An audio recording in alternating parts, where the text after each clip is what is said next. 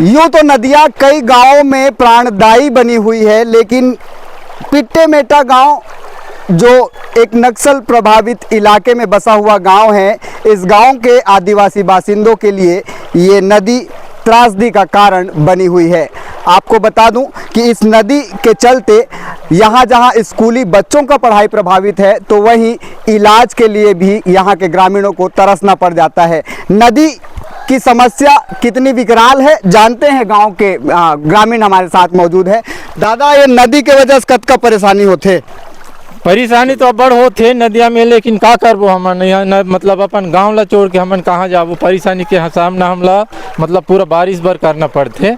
School के लड़का मन कैसे पार करते फिर? स्कूल के लड़का मन अगर नदिया पूरा हो गए तो पार नहीं कर सके, कहाँ जाही, तो गैरेज में पड़े रहते। अच्छा, इलाज के समय में गांव के पार कोई बीमार पड़ गए तो अस्पताल वाले मनो पार ले पार कैसे आ पाते कि बीमार ला कैसे ले पाते? पार का स्थिति रहते तो ना ही हमन बीमार वाले लेग नहीं पाना है, ना ही डॉक्टर नहीं आ पाए, ना सास की डॉक्टर नहीं आ सके, ना प्राइवेट डॉक्टर बुला था फिर भी नहीं आ सके। तो इलाज कैसे होते फिर? इलाज नहीं हो, कहाँ हो वे नदिया पार नहीं कर सकन तब। अच्छा, हाँ। लड़का मन के शिक्षा भी प्रभावित, इलाज भी प्रभावित। हाँ। तो ये नदी पर पुल काबर नहीं बन पाते, का कहते साहब मन?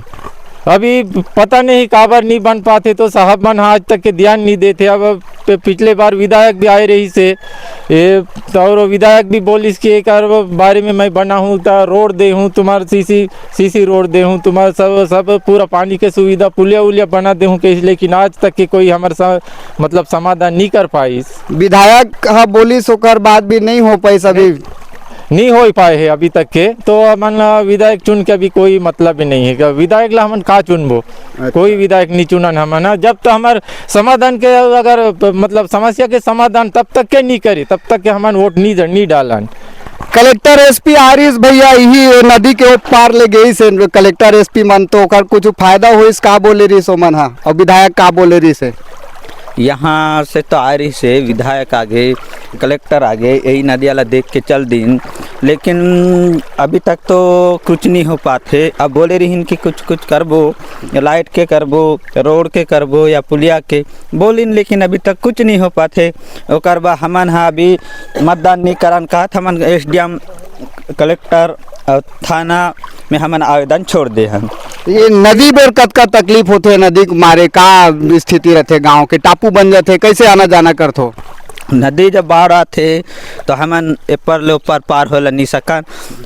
4-5 दिन जब बारिश होते तो हम घरेच में रह रहथन ना, चारों डहान ले तो नदिया हवे तो हमन कत्ते डहान ले हमन निकाल के जान, और एक साइड में पहाड़ी है।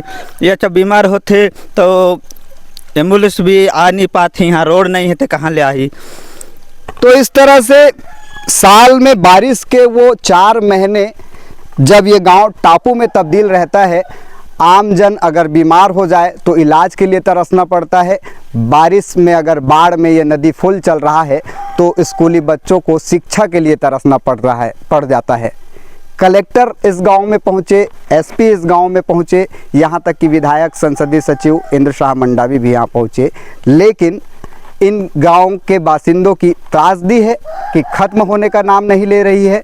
बहरहाल ग्रामीणों की मांग पर, मीडिया में मुद्दा उठाए जाने पर ये आशा जरूर प्रस्फुटित हो रही है कि इस नदी में ब्रिज बनाया जाएगा, लेकिन ये ब्रिज बनाने की जो बात सामने आ रही है वो एक ख्याली पुलाव से ज़्यादा फ़िलहाल कुछ नहीं लग रही है।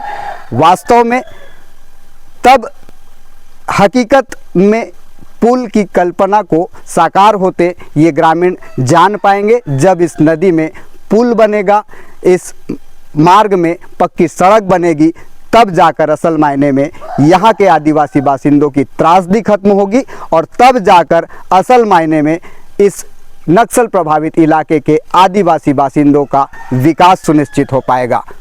वनांचल वार्ता विद प्रमोद में फिलहाल इतना ही। आगे और भी अन्य समसामयिक घटनाओं और मुद्दों को हम उठाते रहेंगे। आप बने रहिए वनांचल वार्ता विद प्रमोद के साथ।